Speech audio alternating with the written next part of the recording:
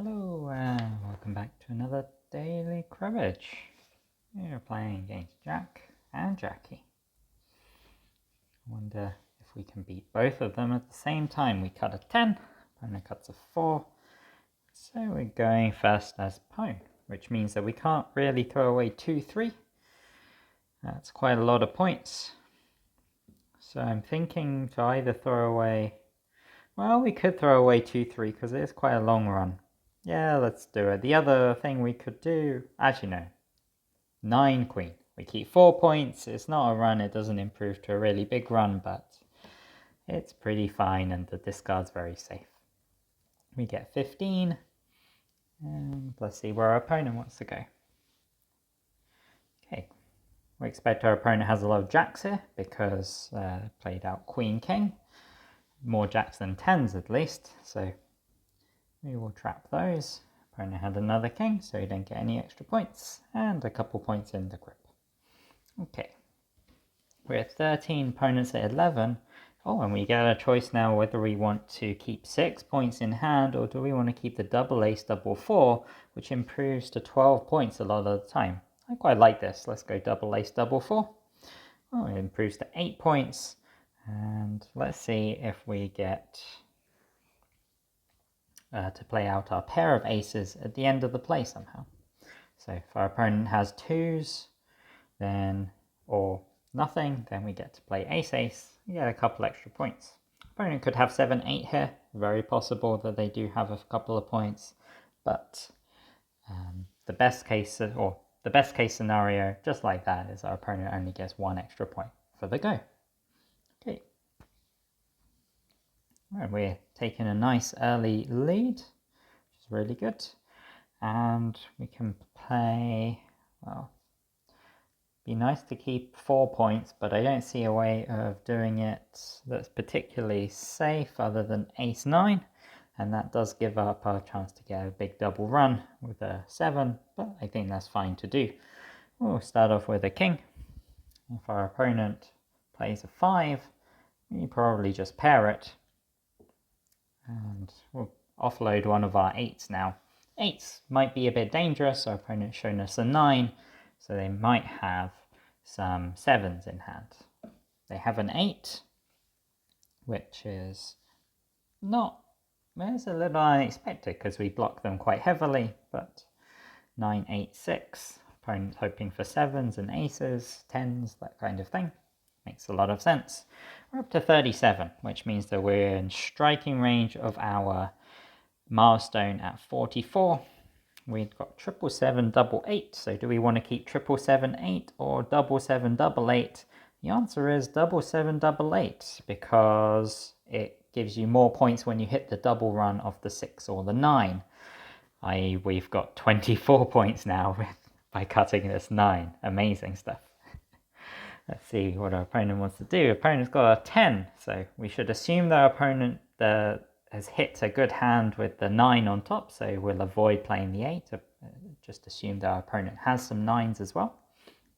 We get to play out one of our 8s now. If our opponent has an 8, then we get to triple it. And if our opponent has 9s, then they're going to be very scared because now we've got this run of 20, run for lots of points. And our opponent does have a good hand, but essentially what we're doing is we're really skipping this this milestone, and we're going to get to the next milestone. So it's okay to just be a little greedy and go for a few more points. And we see 4 points in hand. I see no reason not to keep 4 points. It gets us to our milestone, and we even get a few extra points with that 9.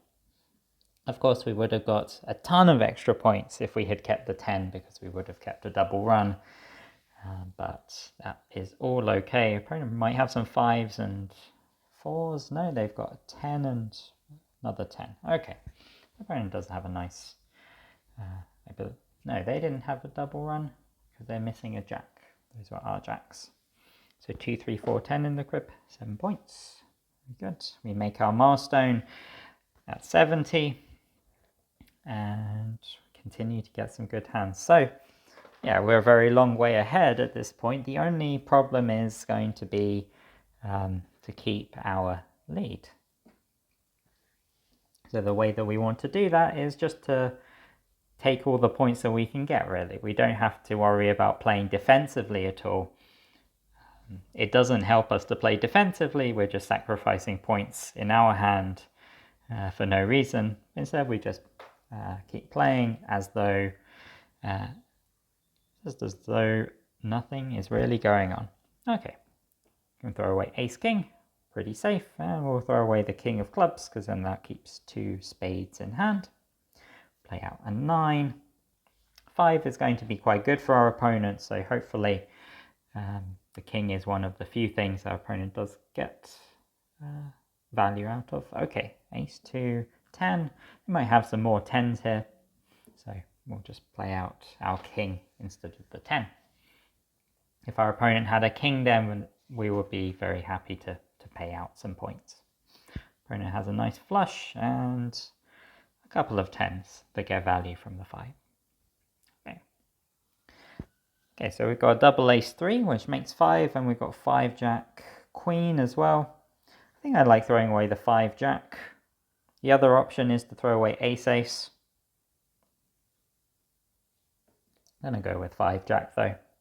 It gives us the opportunity to get lots of points on the play, because if our opponent only has 10s, then we get 2 points there. Opponent does have double 5, double jack, so we get a couple points at the end, which I wasn't expecting. The opponent doesn't quite make it to 96, but I guess that's not too relevant because we are about to go out now, so opponent needs to get a 30-point hand or more, but instead they are out of here. All right, so we got lots of points in hand, lots of points on the play as well. Let's go back and revisit that ace 4, 5, that hand that we had where I threw away 5 jack, because I think there are lots of other options there and they're worth discussing. Okay, so this is the hand I want to have a look at. We are well ahead at this point. We're at 98 points. It's our crib, so we're in position to go out in 2 rounds. Our opponent is at 78. They are nowhere near. They need to get at least 20 points in order to be in any kind of position against us.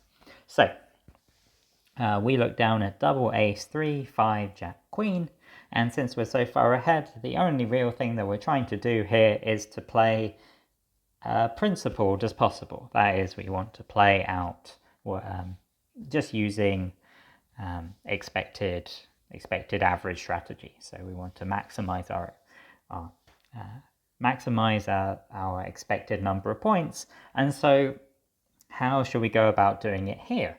There are lots of possible discards, lots of possible ways that we can keep 6 points immediately, and we're looking for the ways that give us the most opportunity for our hand to improve. So one thing you might start off by noticing is that we've got 5 jack queen, and that can improve with a 10 or a king to a 9-point hand. So 5 jack queen is quite nice to keep together. The other thing we notice is we've got double ace 3, which adds the 5, and we can combo that with either a jack or a queen.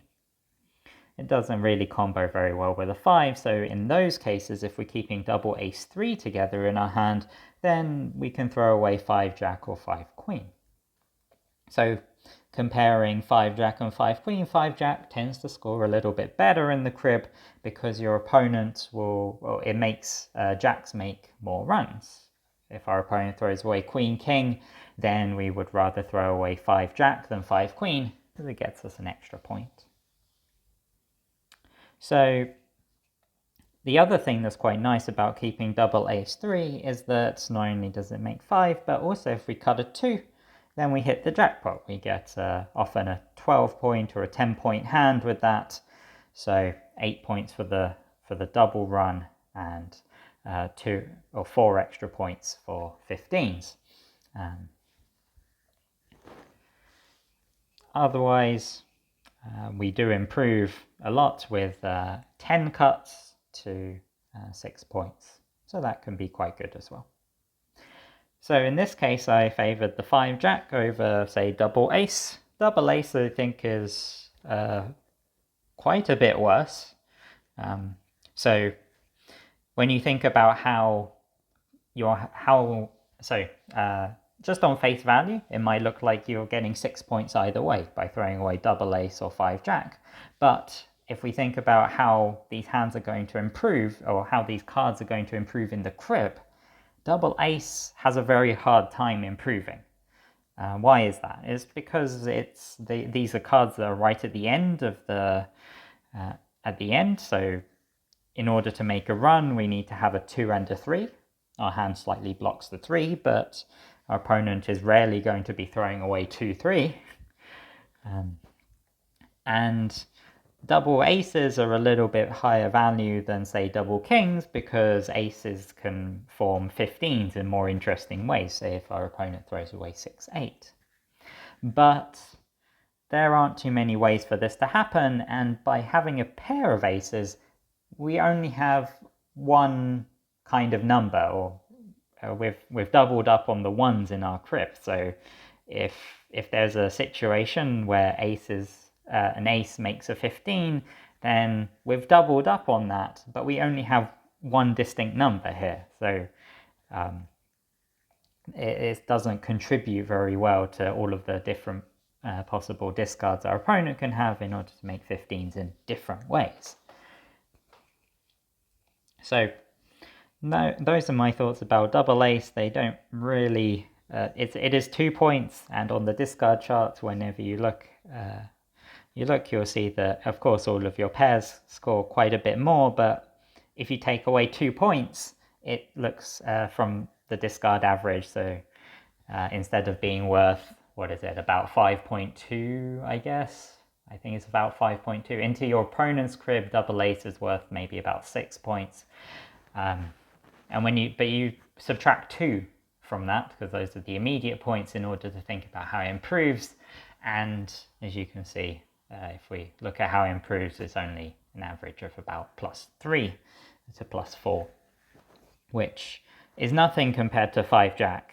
5-jack is worth on average about 7, maybe 6 at the worst of times in the crib, and if you take away 2 points from that, you get 4 to 5 points, which is excellent in comparison. That's a whole extra point in expected value, and that's exactly what we're trying to maximize here. As a very minor side consideration, discarding 5-jack is nice because it keeps 2 spades and 2 clubs in hand, which makes it easier for us to fake the flush a bit better. If we throw away 5-queen, then the only way to really fake the flush is with the clubs. Alright, I think that's everything I want to go through today, and I hope you enjoyed and got something out of it, and I will see you for another daily cribbage. Bye for now.